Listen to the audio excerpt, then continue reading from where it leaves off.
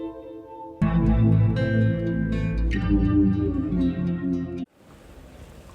Friends, welcome to chemistry Learnopedia. तो आज हम लोग पढ़ रहे हैं जीरो ऑर्डर रिएक्शन। और अभी तक जिन लोगों ने प्रीवियस वीडियो नहीं देखी है केमिकल काइनेटिक्स की, तो वो लोग केमिकल काइनेटिक्स की पहले 2 वीडियोस को ज़रूर देख लें, क्योंकि इन जो अभी चल रहा है वो काफ़ी बेसिक चल रहा है और ये जो 12th है या बीएससी फर्स्ट ईयर है उनके लिए भी काफ़ी इंपॉर्टेंट है। तो जो अगर चैनल पे 12th वाले या फिर बीएससी फर्स्ट ईयर से वाले जुड़े हुए हैं तो वो इन 2 वीडियोस को, जो प्रीवियस वीडियो है उनको भी देखें और ये वीडियो भी देखें, क्योंकि जो 12th है और बीएससी फर्स्ट ईयर उसमें तो ये काफ़ी इम्पोर्टेंट है और लिखने के लिए भी आता है, इसलिए मैंने इस तरीके से इसको लिखा हुआ है। अभी मैं समझाऊंगा अभी, ठीक। और धीरे धीरे हम लोग बिल्कुल बेसिक लेवल से एडवांस लेवल तक, मतलब 12th लेवल से CSIR नेट लेवल तक चलेंगे। तो हम लोग शुरू करते हैं कि अब अपने इसमें जीरो ऑर्डर रिएक्शन। तो मेनली हमें जो पढ़ना है वो जीरो ऑर्डर रिएक्शन पढ़ना है, फर्स्ट ऑर्डर रिएक्शन पढ़ना है, सेकंड ऑर्डर रिएक्शन पढ़ना है और थर्ड ऑर्डर रिएक्शन भी होता है। लेकिन हम लोग जो ज़्यादा फोकस करेंगे वो अपने जीरो ऑर्डर फर्स्ट ऑर्डर पे ज़्यादा फोकस करेंगे, सेकंड ऑर्डर पे भी करेंगे, लेकिन थर्ड ऑर्डर पे उतना फोकस नहीं करेंगे। केवल उसमें फॉर्मूला बताएंगे, उसमें हाफ लाइफ बताएंगे, उसका क्वार्टर लाइफ टाइम बताएंगे और उसमें जो उसके ग्राफ होते हैं वो कि हम लोग डेरिवेशन पे नहीं चलेंगे। तो आइए हम लोग चलते हैं जीरो ऑर्डर रिएक्शन। तो कल हम लोगों ने जो वीडियो पढ़ी हुई थी अपना पार्ट 2, उसमें मैंने बताया हुआ था कि ऑर्डर क्या होता है कि जो एक्टिव मोल्स की पावर होती है, यानी rate is directly proportional to the concentration of the reactant raise to some power. तो जो पावर होती है वो एक्टिव मोल्स होते हैं और उस पावर पर जो रेट ऑफ रिएक्शन डिपेंड करती है वो उसका ऑर्डर ऑफ रिएक्शन कहलाता है। तो जब किसी भी रिएक्शन में रेट कंसंट्रेशन की ज़ीरो पावर पर डिपेंड करता है तो उसे हम लोग ज़ीरो ऑर्डर रिएक्शन कहते हैं। रेट किसी टाइम t पर कंसंट्रेशन के 1 पावर पे डिपेंड करता है उसे फर्स्ट ऑर्डर रिएक्शन। ऐसे ही सेकंड पावर पे रेट डिपेंड करे तो सेकंड ऑर्डर, थर्ड पावर पे करे तो थर्ड ऑर्डर रिएक्शन कहलाता है। तो अब जीरो ऑर्डर रिएक्शन में a reaction is said to be zero order reaction if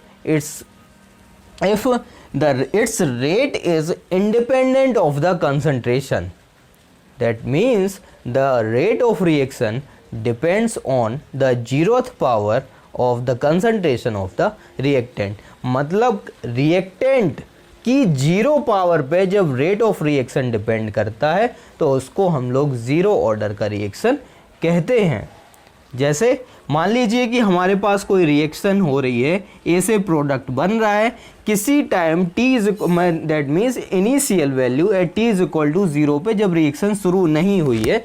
इस तरीके से होता है। ऐसे यहाँ पे हम लोग कंसंट्रेशन और यहाँ पे टाइम का ग्राफ होता है। तो देखिए रिएक्टेंट का कंसंट्रेशन धीरे धीरे कम होता जाता है और प्रोडक्ट का कंसंट्रेशन धीरे धीरे बढ़ता जाता है। तो जब शुरुआत में बिल्कुल t इक्वल टू 0 होगा तब हमारे पास कंसंट्रेशन कैसा होगा, मैक्सिमम होगा, यानी A होगा, वहाँ पे प्रोडक्ट की वैल्यू 0 होगी। किसी जनरल टाइम t पर उसमें से x चला गया तो प्रोडक्ट भी कितना बन रहा होगा, x बन रहा होगा। That means rate directly proportional to the concentration of the reactant at any time. ये जो कंसंट्रेशन होता है वो किसी टाइम t पर होता है तो उसकी जीरो पावर पे डिपेंड कर रहा है। और जब प्रोपोर्शनलिटी साइन हटाते हैं तो k आता है, तो rate is equal to k a to the power 0 और किसी की भी पावर 0 हो तो उसकी वैल्यू 1 होती है। That means rate is equal to the rate constant. मतलब यहाँ पे जो रेट है वो कंसंट्रेशन पे डिपेंड नहीं कर रही है, इसीलिए यहाँ बोला गया है कि a reaction is said to be zero order if its rate is independent of the concentration of the reactant. So आपको इंडिपेंडेंट का मतलब समझ में आ गया होगा। अब हम लोग कुछ एग्जाम्पल पे चल रहे हैं। तो some photochemical reaction and few heterogeneous reaction are zero order reaction, such reactions are not common. ये जनरली रिएक्शन इस तरीके से हम लोग पढ़ते नहीं हैं, फिर भी हम लोगों को पढ़ना है। तो जैसे फोटोकेमिकल रिएक्शन हो गई है हाइड्रोजन और क्लोरीन के बीच। So hydrogen plus chlorine photochemically reaction हो रही है तो 2HCl बन रहा है। Decomposition of N2O on hot platinum decomposition of N2O on hot platinum surface. That means N2O decomposes into nitrogen and half O2 is the example of zero order reaction.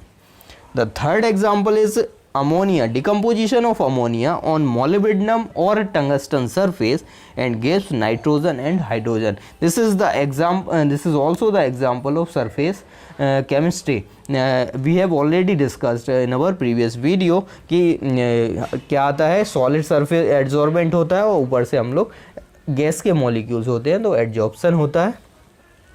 तो यहाँ पे एड्जॉर्ब तो होता है लेकिन उसमें साथ ही साथ डिकम्पोजिशन भी होता है। फोर्थ एग्जाम्पल है decomposition of HI on gold surface. Platinum नहीं है, ये गोल्ड सरफेस है। गोल्ड सरफेस पे HI का decomposition is the example of zero order reaction. अब चलते हैं हम लोग करेक्टरिस्टिक पे। तो अब इतना ये जो लिखा है वो 12th या BSc फर्स्ट ईयर का जो यूनिवर्सिटी एग्ज़ाम होते हैं, इंस्टीट्यूट एग्ज़ाम होते हैं, उसमें ये 2 मार्क्स के लिए सफिशियंट है। इतना लिखेंगे तो आराम से 2 नंबर आपको मिल जाएगा। तो यहाँ पे देखिए, अब करेक्टरिस्टिक पे चलते हैं। क्या कह रहे हैं, the concentration of the reactant decreases linearly with time. इसको हम लोग आगे डेरिवेशन से फिर से समझेंगे। अभी हम लोगों को जो 2 मार्क्स में लिखते हैं उनको उसके अकॉर्डिंग पढ़ रहे हैं। Concentration of reactant decreases linearly with time, so this is the intercept form of zero order reaction. T completion मतलब किसी भी रिएक्शन को कंप्लीट होने में कितना टाइम लगता है, तो वो इन रेशियो होता है इनिशियल कंसंट्रेशन वर्सेस और रेट कांस्टेंट के बराबर होता है। यूनिट क्या होती है, मोल पर लीटर पर टाइम। ये मैंने अपने पिछली वीडियो में भी बताया था यूनिट कैसे हम लोग कैलकुलेट करते हैं, तो अगर नहीं आया यहाँ समझ में तो आगे हम लोग डेरिवेशन में देख लेंगे, और अगर और अच्छे से डिटेल में करना है तो प्रीवियस वीडियो आप लोग देख सकते हैं। तो ये हो गया हमारा जीरो ऑर्डर रिएक्शन। हेडिंग डालिए डेरिवेशन। तो मान लीजिए हमारे पास कोई रिएक्शन ए से प्रोडक्ट बन रहा है, तो किसी टाइम t इक्वल टू 0 मतलब टाइम शुरुआत से ही हम लोग देख रहे हैं t इक्वल टू 0 पे कंसंट्रेशन a है और प्रोडक्ट का कंसंट्रेशन 0 है।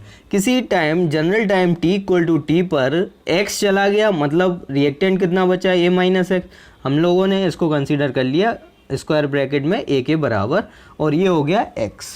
ठीक, तो लॉ ऑफ मास एक्शन जब अप्लाई करते हैं तो रेट डायरेक्टली प्रोपोर्शनल होता है रिएक्टेंट के कंसंट्रेशन पर at any general time t पर। तो a टू द पावर 0 हो गया। अब हम लोगों ने क्या किया, d ओवर, देखिए रेट लॉ एक्सप्रेशन लगाया रिएक्टेंट और प्रोडक्ट दोनों के लिए, तो ये क्या हो गया, d a माइनस एक्स है upon dt is equal to, ये हो जाएगा dx by dt is equal to k naught, proportionality sign हटाएंगे k नॉट आएगा, a टू द पावर 0 हो गया। जब हम लोग इसको लिखेंगे तो देखिए माइनस का D A by D T, ये होगा minus D A by D T, और यहाँ से माइनस माइनस प्लस हो जाएगा तो D X by D T equal to, यानी यहाँ से देखिए रेट लॉ एक्सप्रेशन वेरीफाई हो रहा है, यानी दोनों इक्वल होते हैं। ठीक है, तो अब यहाँ पे हम लोग लिख सकते हैं केवल D X by D T को लेके चल रहे हैं, तो D X is equal to K naught, और डी टी को हम लोग राइट हैंड साइड में न्यूमरेटर में लेके चले गए। अब इंटीग्रेट करेंगे इसको, तो dx इंटीग्रेट करेंगे तो x की वैल्यू देखिए इनिशियल कितनी थी, यहाँ पे तो x है नहीं, तो x is equal to 0 consider करेंगे। यहाँ पे x वैल्यू है, x जा रहा है ना, तो x है यहाँ पे, और यहाँ पे हो गया k नॉट t, सो ये हो गया t और ये x। अब हम लोगों ने जब इंटीग्रेट किया तो अपर लिमिट लोअर लिमिट लगाएंगे, इस तरीके से हो गया। अब upper limit minus lower limit, so x minus 0 is equal to k naught t minus 0। So यहाँ से क्या आ गया, यहाँ से आ गया हमारे पास x is equal to K naught T, x is equal to क्या आ गया, के नॉट टी आ गया। तो अगर हम लोग के नॉट लिखना चाहें तो के नॉट कितना हो गया, x अपॉन टी हो गया। x क्या है, कंसंट्रेशन है, t क्या है, टाइम है, तो यहाँ से हम लोग क्या फाइंड कर सकते हैं, यूनिट ऑफ के फाइंड कर सकते हैं। क्या आएगी, कंसंट्रेशन का कितना होता है, मोल पर लीटर होता है। टाइम का क्या होता है, टाइम का क्या होता है, टाइम अब मिनट भी हो सकता है, सेकंड भी हो सकता है, आवर भी हो सकता है। तो यहाँ से जो यूनिट निकल के आई वो कितनी हो गई, मोल पर लीटर पर टाइम। देखिए आ गई वैल्यू। तो यहाँ से हम लोगों ने इसका रेट कांस्टेंट भी लिख लिया। आप लोग इस इक्वेशन को याद रखिए, x is equal to K naught T, क्योंकि हम लोग इसका आगे जब ग्राफिकल रिप्रेजेंटेशन पढ़ेंगे तो यहाँ पे हम लोग ग्राफ बनाएंगे इस इक्वेशन का, ठीक है। x is equal to K not का हम लोग क्या बनाएंगे, ग्राफ बनाएंगे। तो ये हो गया। अब हम लोग चल रहे हैं अपने इंटरसेप्ट फॉर्म पे, हेडिंग डालिए intercept form, intercept form of zero order reaction, intercept form of zero order reaction. तो आप लोग हेडिंग डालिए इसकी, तो हेडिंग हो गई ज़ीरो ऑर्डर रिएक्शन। सो हम लोग अब चलते हैं, क्या है हमारे पास, रेट लॉ एक्सप्रेशन, रेट फिर से आएंगे, rate directly proportional to a to the power 0। Rate law expression के लिए हम लोग लिखेंगे माइनस dA/dt, क्योंकि किसी जनरल टाइम t पे हम लोगों ने कितना कंसीडर किया, a कंसीडर किया, माइनस है रिएक्टेंट का है तो इसलिए हम लोग माइनस साइन अप्लाई करेंगे, is equal to K naught, और यहाँ पे a की पावर 0 होती है मतलब 1 हो गया। अब यहाँ से ये माइनस का dA is equal to K not dt। अब यहाँ इस फॉर्म में जब हम लोग लिखेंगे तो देखिए इनिशियल हम लोगों ने कितना कंसीडर किया था, a नॉट कंसीडर किया था, फाइनली कितना कंसीडर किया था हम लोगों ने, a कंसीडर किया था। तो जब लिमिट लगाएंगे तो कितना आ जाएगा, इनिशियल कंसीडर किया था हम लोगों ने a not and finally consider किया था हम लोगों ने a, और माइनस है तो ये हो गया dA is equal to K not dt, और टाइम कहाँ से कहाँ तक है, 0 से t तक हो जाएगा। अब देखिए जैसे dx का x आया था ऐसे ही dA का कितना आएगा, dA का आएगा a, इसका आ जाएगा a,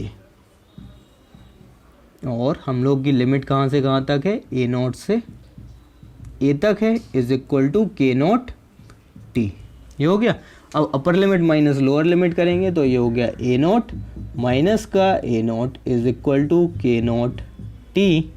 अब देखिए यहाँ पे माइनस साइन था, पहले से माइनस साइन था तो ये हो गया प्लस। हम लोगों का वेरी क्या कर रहा है, ये जनरल टाइम t पे कंसीडर कर ले रहे हैं, इसको हम लोग at कह दे रहे हैं, ठीक। तो वेरिएशन देखिए इनिशियल कंसंट्रेशन तो फिक्स रहेगा, वेरिएशन किस में हो रहा है, इस कंसंट्रेशन में किसी जनरल टाइम t पे, और टाइम में वेरिएशन हो रहा है। तो जब हम लोग ग्राफ प्लॉट करेंगे तो इसको इस तरीके से अरेंज करेंगे कि हमारा ग्राफ प्लॉट हो जाए। तो इंटरसेप्ट फॉर्म में इसको हम लोग इस तरफ कन्वर्ट कर लेंगे ऐसे, ठीक है। तो ऐसे कर लेंगे या फिर कुछ भी, ठीक है। तो इसको हम लोग इस तरफ ले जा रहे हैं, इसको इस तरफ लेके आ रहे हैं, तो हमारे पास at is equal to minus k naught t plus a naught हो गया। तो इस इक्वेशन को आप लोग याद रखिए, ये भी concentration at any general time t, ये t है, और यहाँ से ये a नॉट क्या है, कांस्टेंट वैल्यू है, फिक्स वैल्यू है। तो यहाँ से आप लोग इतना नोट कर लीजिए। अब हम लोग इंटरसेप्ट फॉर्म और ग्राफ पे चल रहे हैं। तो ग्राफ पे चलने से पहले हम लोग प्रोडक्ट के फॉर्म में इसको हम लोग कह दे रहे हैं, ग्राफ रिप्रेजेंट करेंगे जब, तो इसको इक्वेशन 1 कह दिया, इसको इक्वेशन 2 कह दिया हम लोगों ने। अब प्रोडक्ट के लिए भी देख ले रहे हैं, ये अब नेट लेवल पे आ गए हैं हम लोग, क्योंकि ग्राफ पूछा गया है। तो intercept form for reactant, this is intercept form for zero order reaction for reactant. ये रिएक्टेंट के लिए इंटरसेप्ट फॉर्म लिख रहे हैं, यानी ये रिएक्टेंट के लिए इंटरसेप्ट फॉर्म है। प्रोडक्ट के लिए इंटरसेप्ट फॉर्म लिखेंगे तो हमारे पास चल रहा है dp/dt इज इक्वल टू यहाँ पे के नॉट, लेकिन हम लोगों के पास देखिए dp/dt या फिर dx/dt दोनों में क्या था, इक्वल थे। तो यहाँ पे भी जो लिमिट होगी वो क्या लेंगे हम लोग, a नॉट से at लेंगे। अब डिफ्रेंशिएट यहाँ पे भी हो गया, 0 से t कर देंगे, dt को हम लोग इधर लेके आ गए। तो यहाँ से जब हम लोगों के पास आएगा p, यहाँ पे हो गया a नॉट, यहाँ पे हो गया at is equal to K naught t। So जब इसको लगाएंगे limit at minus a naught is equal to K naught t। So यहाँ से आ गया at is equal to K naught t plus a naught. तो ये हो गया इंटरसेप्ट फॉर्म फॉर प्रोडक्ट। अब ये आप लोग याद रखिए, हम लोग चल रहे हैं अब ग्राफ पे। ग्राफिकल रिप्रेजेंटेशन काफ़ी इंपॉर्टेंट है, तो आप लोग इतना नोट कर लीजिए, फिर हम लोग ग्राफिकल। देखिए ग्राफिकल रिप्रेजेंटेशन में हम लोग किस किस के बीच में अभी ग्राफ खींच रहे हैं। तो हम लोगों के पास देखिए ये जो करेक्टरिस्टिक थी उसमें क्या आ गया, A T is equal to A naught minus K T आ गया, A T is equal to A naught minus K naught T आ गया। तो हम लोग धीरे धीरे अपने करेक्टरिस्टिक कवर कर रहे हैं, वो जो था वो 2 मार्क्स के लिए था, अब हम लोग डेरिवेशन कर रहे हैं डिटेल में और कॉन्सेप्ट सीख रहे हैं। तो यहाँ पे देखिए हम लोग रेट इज इक्वल टू के लिख रहे हैं, तो पहला ग्राफ क्या है, रेट और कॉन्सेंट्रेशन। यहाँ पे क्या था हमारे पास, कॉन्सेंट्रेशन की पावर क्या थी, 0 थी।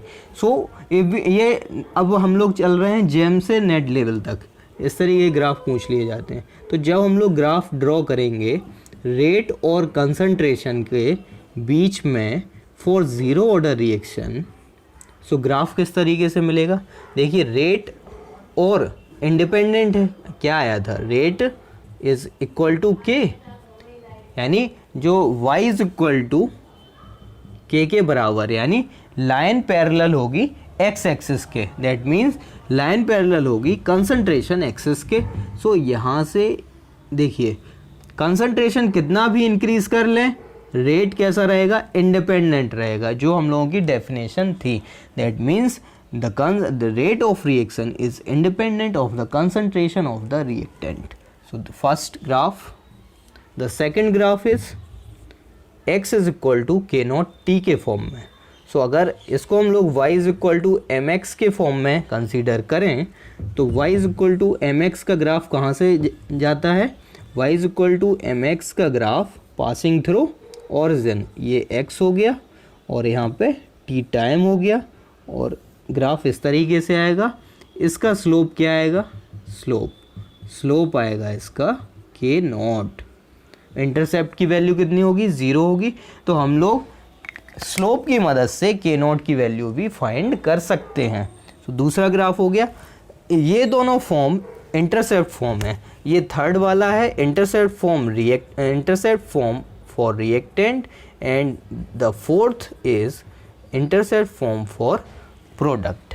तो इसको अगर हम लोग कंसीडर करें तो y is equal to M x plus c के फॉर्म में लिख सकते हैं।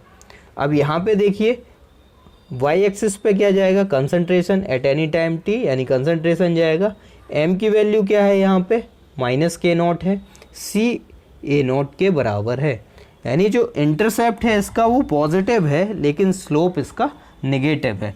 सो थर्ड वाले के केस में हम लोग जब ग्राफ प्लॉट करेंगे, सो यहाँ पे तो कंसंट्रेशन आएगा, मतलब ए टी आएगा, और यहाँ पे आएगा टाइम टी। हाँ देखिए स्लोप कैसा है इसका, नेगेटिव है, स्लोप है नेगेटिव, तो इस तरीके से आएगा। और इसमें जो स्लोप की वैल्यू है वो कितनी होगी, माइनस का के not, slope minus k not हो गया, और इंटरसेप्ट कितना हो गया इसमें, इंटरसेप्ट हो गया हमारे पास ए नॉट, यानी जो इनिशियल कंसंट्रेशन है वो इंटरसेप्ट से आ जाएगा, ये हम लोगों को पता भी होगा। तो देखिए ये जो फर्स्ट लाइन थी हम लोगों की करेक्टरिस्टिक में, कंसंट्रेशन ऑफ रिएक्टेंट, ये क्या है, कंसंट्रेशन रिएक्टेंट का ही तो है, डिक्रीजेस लीनियरली विद टाइम, तो डिक्रीज कर रहा है टाइम के साथ, ये भी हम लोगों ने कंप्लीट कर लिया है। अब हम लोग देख रहे हैं इंटरसेप्ट फॉर्म फॉर प्रोडक्ट, तो प्रोडक्ट के लिए ये फोर्थ आएगा, इंटरसेप्ट फॉर्म फॉर प्रोडक्ट के लिए भी यहाँ पे एक कंसंट्रेशन होगा और प्रोडक्ट, और यहाँ पे होगा हमारे पास time t, concentration of product p, ये कंसंट्रेशन ऑफ रिएक्टेंट। तो अब यहाँ पे इंटरसेप्ट देखिए कैसा आ रहा है, slope M x plus c के फॉर्म में देखें तो यहाँ पे इंटरसेप्ट पॉजिटिव है, स्लोप भी पॉजिटिव है, तो जो ग्राफ जाएगा वो इस तरीके से जाएगा, और इंटरसेप्ट की वैल्यू किसके बराबर आएगी, इनिशियल कंसंट्रेशन के बराबर आएगी। इंटरसेप्ट दोनों में इंटरसेप्ट आया है तो रिएक्टेंट के लिए अलग होगा, प्रोडक्ट के लिए अलग होगा, और यहाँ पे जो स्लोप आ रहा है वो कितना आ रहा है, के नॉट के बराबर आ रहा है। तो इस तरीके से डिफरेंट ग्राफ पूछ लिए जाते हैं। तो पहले आप लोग ग्राफ नोट कर लीजिए, ग्राफ नोट करेंगे तभी समझ में आएंगे और सारी चीज़ें। तो हो गया, ग्राफ प्लॉट हो गया। अब हम लोग चल रहे हैं हाफ लाइफ पीरियड पे, उसमें भी हम लोग ग्राफिकल रिप्रेजेंटेशन, ये चार तो आप लोग देख ही लीजिए, उसमें भी हम लोग ग्राफिकल रिप्रेजेंटेशन देखेंगे। हाफ लाइफ पे चल रहा है now. Half life,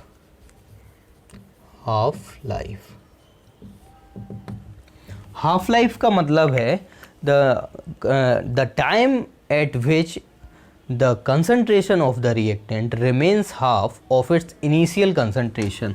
That means if the concentration of the reactant at any time at t is equal to 0 is A, so at t is equal to t half its concentration becomes A naught. और ये कब होगा, जैसे हम लोग A minus x लिखते हैं ना, तो A नॉट A/2 कब बनेगा, A माइनस A/2 तभी बनेगा A/2। तो जब t is equal to T half होगा तब इनिशियल कंसंट्रेशन का कितना रह गया, हाफ रह गया, प्रोडक्ट भी कितना बन गया, हाफ बन गया।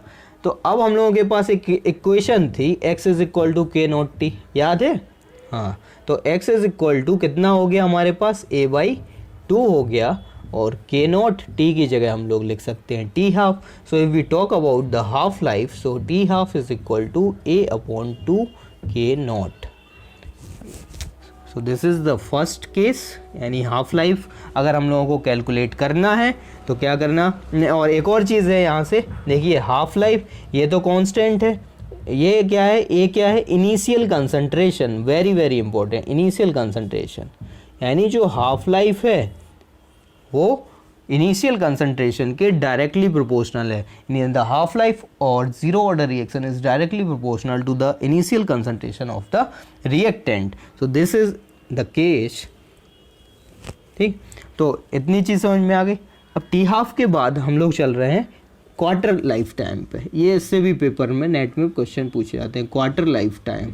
So quarter life time is the time eight which the concentration of the reactant remains 1/4 of its initial concentration. That means 75 reaction complete है, यहाँ पे 50% कंप्लीट हुई है, यहाँ पे रिएक्शन कितनी कंप्लीट हो जाए, 75% कंप्लीट हो जाए, दैट मीन्स 3/4 हो जाए। दैट मीन्स यहाँ पे x की वैल्यू कितनी हो जाए, 3A/4। सो जब हम लोग x is equal to K naught T लिखेंगे तो x की जगह कितना आ गया, 3A/4 इज इक्वल टू के, और t की जगह हम लोग t75 लिख सकते हैं, या क्वार्टर लाइफ के लिए QLT भी लिख सकते हैं, ठीक। तो TQLT या 3/4 भी लिख सकते हैं, T3/4 इज इक्वल टू, यहाँ पे हो गया हम लोगों के, देखिए 3/4 के नॉट A। दैट मीन्स ये कितना था, A/2 के नॉट, ये हो गया 3/4 A naught. Now the relation between TQLT and T half. So the relation between T half and TQLT। So TQLT is equal to क्या है हमारे पास, 3 × 3/2 कर दिया, और इसको हम लोग लिख सकते हैं A/2 के नॉट लिख सकते हैं इसको। तो ये हो गया हमारे पास t half. So TQLT is equal to 3/2 t half. So अगर किसी क्वेश्चन में हम लोगों को टी हाफ गिवन है, मतलब हाफ लाइफ गिवन है, तो हम लोग क्वार्टर लाइफ टाइम कैलकुलेट कर सकते हैं, कैसे, 3/2 से मल्टीप्लाई करके।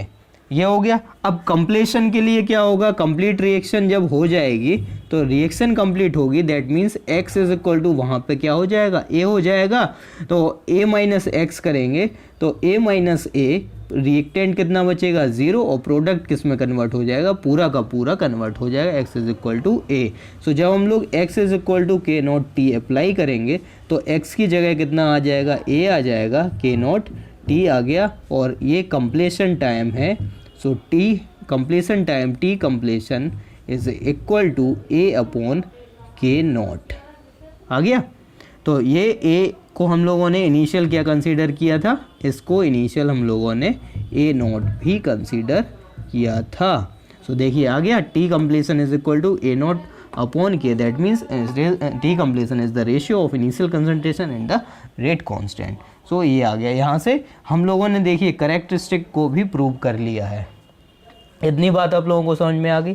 तो जब भी आप लोगों को TQLT पूछा जाए, हाफ लाइफ गिवन है तो 3/2 से आप लोग मल्टीप्लाई करेंगे। अब अगर हम लोग टी कंप्लीशन और हाफ लाइफ टाइम में कंपैरिजन करें तब कितना आएगा, तो इसमें हम लोग देखिए क्या कर दे रहे हैं, इसमें हम लोग 2 से मल्टीप्लाई कर दे रहे हैं न्यूमरेटर एंड डिनोमिनेटर में। सो ये हो गया T completion is equal to 2a upon 2k naught. तो हम लोग 2k a upon 2k not को क्या लिख सकते हैं, T completion is equal to 2 और इसकी जगह टी हाफ आ गया।